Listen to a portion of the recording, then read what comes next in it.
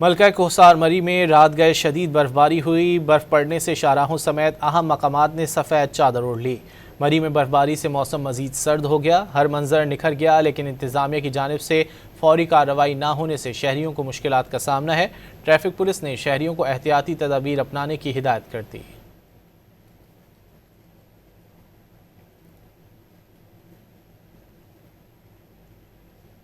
मलका कोहसार मरी में रात गए शदीद बर्फबारी हुई। बर्फ पड़ने से शाहराहों समेत अहम मकामात ने सफ़ेद चादर ओढ़ ली।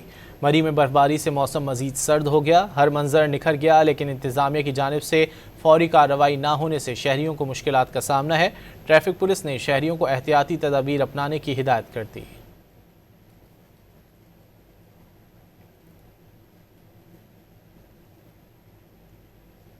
मलका कोहसार मरी में रात गए शदीद बर्फबारी हुई। बर्फ पड़ने से शाहराहों समेत अहम मकामात ने सफ़ेद चादर ओढ़ ली। मरी में बर्फबारी से मौसम मजीद सर्द हो गया। हर मंजर निखर गया, लेकिन इंतजामिया की जानिब से फौरी कार्रवाई ना होने से शहरियों को मुश्किलात का सामना है। ट्रैफिक पुलिस ने शहरियों को एहतियाती तदाबीर अपनाने की हिदायत कर दी।